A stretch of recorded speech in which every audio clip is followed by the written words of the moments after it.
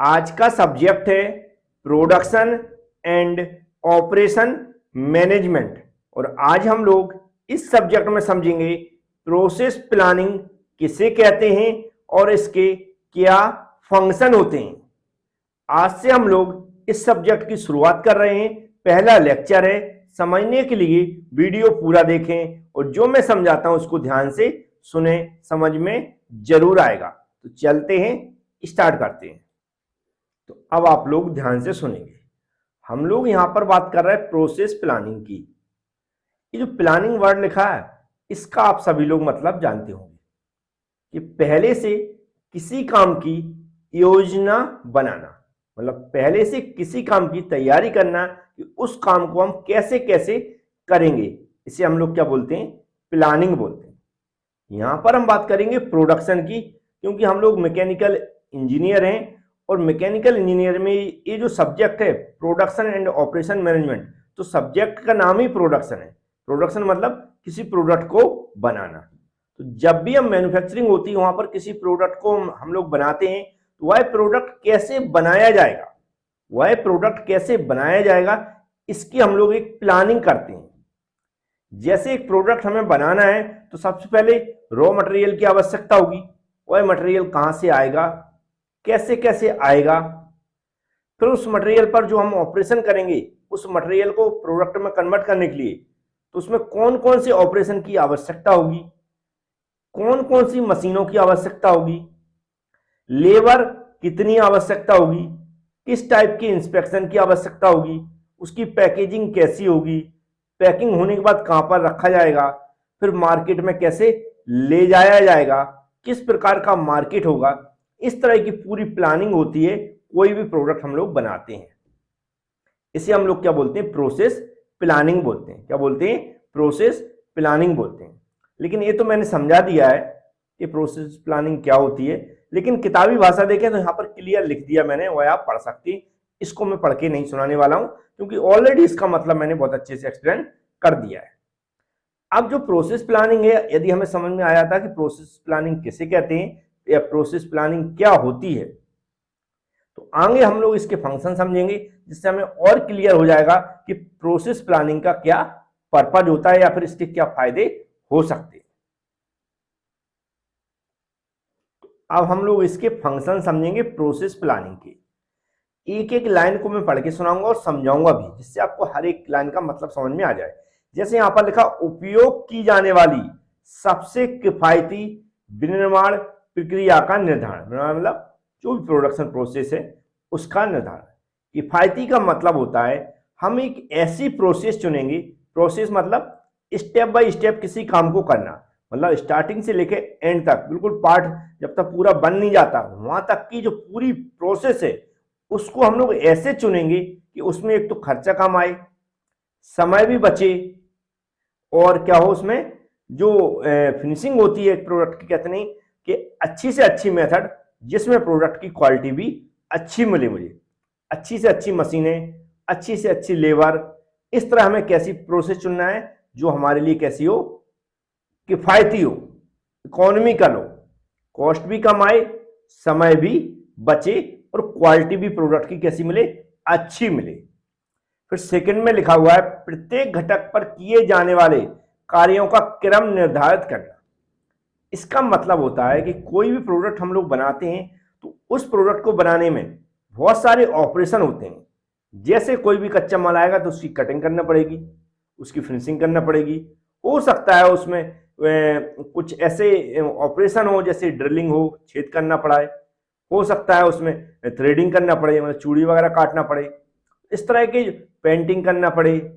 ऐसे बहुत सारे ऑपरेशन होते हैं जो कि एक प्रोडक्ट को कंप्लीट होने में हमारे जो हमारे ऑपरेशन होते हैं वह होते हैं। किसी प्रोडक्ट को कंप्लीट होने में बहुत सारे ऑपरेशन से गुजरना पड़ता है।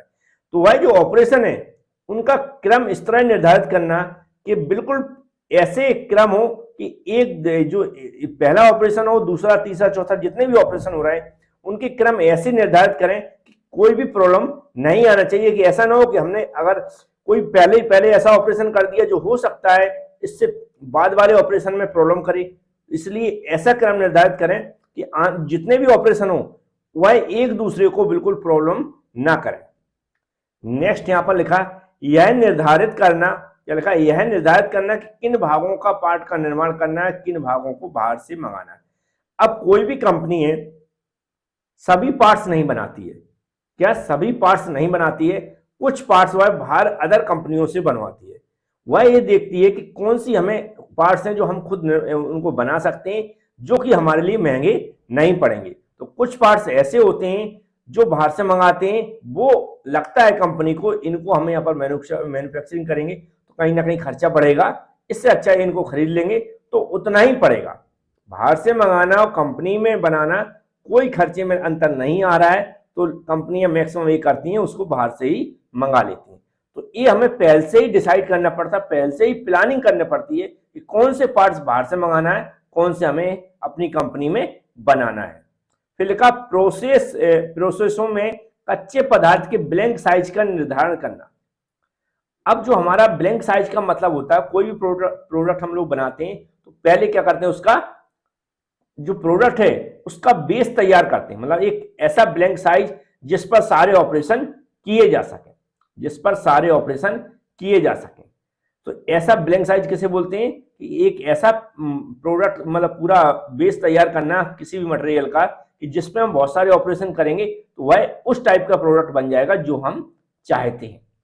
फिर लिखा है यहाँ पर नेक्स्ट में कि कच्चे माल की खरीद शुरू करने के लिए उत्पाद के सभी घटकों के लिए सामग्री सूची तैयार करना। अब जो हम रॉ मटेरियल खरीदेंगे तो उसके लिए जो भी है लिस्ट प्रिपेयर करना कि हमें क्या क्या खरीदना है। तो ये हमारे 5 पॉइंट थे, इसके अलावा और भी पॉइंट है, उनको भी हम लोग समझेंगे। नेक्स्ट पॉइंट में लिखा है उत्पाद मतलब प्रोडक्ट के निर्माण के लिए आवश्यक मटेरियल और मशीन टूल्स की खरीद के लिए ऑर्डर का निर्धारण करना। मतलब जो भी प्रोडक्ट हम लोग बना रहे हैं उसके बनाने के लिए टूल्स की आवश्यकता होती है। टूल्स मतलब जिससे हम लोग ऑपरेशन करते हैं, जैसे कटिंग करना, थ्रेडिंग करना, बोरिंग करना, ड्रिलिंग करना, पेंटिंग करना, जो भी बहुत सारे ऑपरेशन होते हैं उसके लिए स्पेशल टूल्स होते हैं। उन टूल्स की खरीदारी करना, क्योंकि प्रत्येक ऑपरेशन के लिए प्रोडक्ट के हिसाब से वही टूल्स की आवश्यकता पड़ती है, तो उनकी हमें पहले से खरीदारी करना। फिर क्या लिखा, जो भी हमारे पार्ट्स के निर्माण के लिए आवश्यक टूलिंग और गेज का निर्धारण करना। गेज मतलब चेकिंग का, थ्रेडिंग वगैरह को चेक करते हैं तो ऐसे गेज होते हैं, डायमीटर वगैरह चेक करते हैं, इंटरनल डायमीटर चेक करते हैं, एक्सटर्नल डायमीटर चेक करते हैं, तो उनके लिए कुछ गेज की जरूरत पड़ती है। तो उन गेज का निर्धारण करना कि कौन कौन की किस किस गेज की आवश्यकता होगी और उनकी व्यवस्था करना या खरीदारी करना। इस तरह के जो भी पॉइंट हम लोग समझ रहे हैं यहाँ पर, इन सब की पीडीएफ एबी क्लास एप्लीकेशन में अवेलेबल है। यहाँ तक कि वीडियो कोर्स भी अवेलेबल है। यदि किसी को भी जरूरत है तो वह वहां से अनलॉक कर सकता है। यदि आपके पास एबी क्लास एप्लीकेशन नहीं है और आप डाउनलोड करना चाहते हैं या उसके बारे में समझना चाहते हैं तो डिस्क्रिप्शन बॉक्स में मैं एक लिंक देता हूं, हमेशा एक वीडियो बना देता हूं कि इस वीडियो के माध्यम से आप बिल्कुल पूरी प्रोसेस करके एप्लीकेशन को डाउनलोड कर सकते हैं और उसको अनलॉक कर सकते हैं कोर्स को, या फिर आप हमसे कॉन्टैक्ट भी कर सकते हैं। अब बात करते हैं नेक्स्ट की। क्या लिखा, आवश्यक निरीक्षण उपकरण और निरीक्षण के चरणों का निर्धारण करें। इसका मतलब होता है कि जो इंस्पेक्शन करने वाले इंस्ट्रूमेंट है, कुछ इंस्ट्रूमेंट होते हैं कि जो प्रोडक्ट हमारा बन रहा है या जो ऑपरेशन हो रहा है वह सही हो रहे हैं या नहीं हो रहे हैं, उनका इंस्पेक्शन करना मतलब चेकिंग करना। जैसे कि हमारा अगर कोई डायमीटर हमें चेक करना तो बर्नियर स्केल हो गई है, आप लोग जानते होंगे। कुछ बहुत सारे गेज होते हैं, कुछ मशीनें भी आती हैं, सरफेस टेस्टिंग मशीनें भी आती हैं। ऐसी अलग अलग टाइप की मशीनें होती हैं जिनकी मुझे आवश्यकता हो, उन मशीनों की या फिर उन उपकरणों की, उन टूल्स की क्या करना है, व्यवस्था करना है, पहले से रखना। फिर क्या लिखा, कार्य के निष्पादन के मानकों का निर्धारण करना। फिर स्टैंडर्ड्स, जो स्टैंडर्ड्स होते हैं बहुत सारे जो कि सेटिंग करते हैं, चाहे वो मशीन की सेटिंग हो, चाहे वो टूल्स की सेटिंग हो, या फिर हमारी जो भी इंस्पेक्शन वाले इंस्ट्रूमेंट है उनकी सेटिंग हो, तो उनके स्टैंडर्ड भी हमें रखना पड़ते हैं। फिर लिखा, कार्य करने के लिए आवश्यक श्रम के प्रकार को निर्धारित करना। फिर हमारी लेबर कि उसके लिए कितनी लेबर की आवश्यकता पड़ेगी, किस टाइप की लेबर की आवश्यकता पड़ेगी, तो उनका क्या करना, हमें व्यवस्था करना। उनके लिए पहले से हमें पूरी सूची तैयार करना कि इनकी आवश्यकता पड़ेगी। प्रोसेस प्लानिंग का मतलब ही होता है कि प्रोडक्ट को बनने से पहले तैयारी करना। समझ में आया? प्रोसेस प्लानिंग का मतलब है बनने से पहले पूरी तैयारी करना, बिल्कुल लिखित में कि हम ऐसे ऐसे काम करेंगे, इन इन चीजों की हमें आवश्यकता पड़ेगी, जो मैं यहां पर आपको बताते हुए चल रहा हूं। फिर यहां लिखा निर्माण को आसान बनाने के लिए लागत कम करने के लिए आवश्यक आंशिक परिवर्तनों का निर्धारण करना। इसका मतलब क्या होता है, जैसे मैंने अभी बताया आपको, प्रोसेस प्लानिंग का मतलब प्रोडक्ट को बनने से पहले हम लोग जो पूरी प्लानिंग कर रहे हैं, ये पॉइंटों में एक प्लानिंग की ही पॉइंट है, ये समझ लीजिए।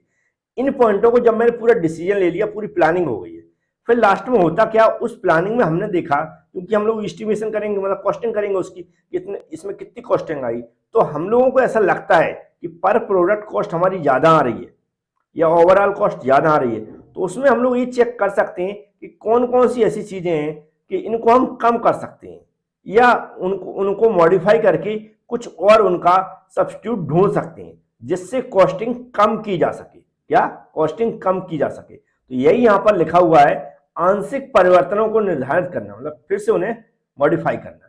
फिर लिखा कोटेशन के उद्देश्य के लिए, कोटेशन के उद्देश्य के लिए नए उत्पादों के निर्माण के लिए आवश्यक टूलिंग व उपकरणों की लागत का अनुमान प्रदान करना।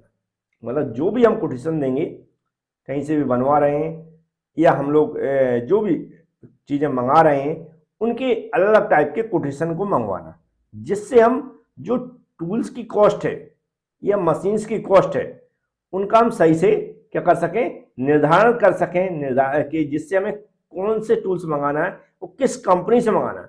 कोटेशन का मतलब ये है कि 4-5 कंपनियों की कोटेशन हमने मंगा लिए, तो उनमें से ये देखते हैं कौन सी सस्ते हैं, या कह सकते हैं जिसकी कीमत कम हो, उसको हम मैक्सिमम लोग यही करते हैं, जो सस्ते होते हैं, अच्छी क्वालिटी होती है, जिनकी लाइफ ज्यादा हो, ऐसे चीजें हम लोग चुनते हैं। तो यही यहाँ कंपनियों में भी होता है कि किसी भी चीज को हमें जब बाहर से मंगाना है, तो बहुत सारी कंपनियों की हम कोटेशन मंगाते हैं, फिर हम उसमें से क्या करते हैं, चुनते हैं कि किससे हमें मंगाना है। तो यही लास्ट लाइन में लिखा हुआ है। तो ये जो पूरी हम लोगों ने आज समझा हुआ है, ये समझा है कि जब किसी कंपनी में प्रोडक्ट बनता है या नए प्रोडक्ट बनाने की हम लोग सोचते हैं, तो बनाने से पहले पूरी क्या करते हैं, प्लानिंग करते हैं कि कैसे उस प्रोडक्ट को बनाया जाएगा, रॉ मटेरियल से लेकर बिल्कुल फाइनल प्रोडक्ट बनने तक। उसमें जितने भी स्टेप आते हैं, सब पे हम लोग प्लानिंग करते हैं। कौन कौन से स्टेप आते हैं एक प्रोडक्ट को बनाने के लिए, वही मैंने 12 पॉइंट दिख रहा है, इन 12 पॉइंटों में अपने डिस्कशन किया है। इनको हम फंक्शन भी बोलते हैं। क्वेश्चन यदि एग्जाम में पूछा जाता है, तो आप इनके बारे में जरूर लिख पाएंगे और मन से भी लिख पाएंगे। सिर्फ इसको आपको एक बार पढ़ना है या फिर वीडियो रिपीट करके देख लेना है। चैनल को सब्सक्राइब कर लें, बेल आइकन पर क्लिक कर लें, जिससे कि आने वाले वीडियो की नोटिफिकेशन आप लोगों के पास पहुंच सकें। वीडियो को लाइक जरूर कर दिया करें। Thank you friends.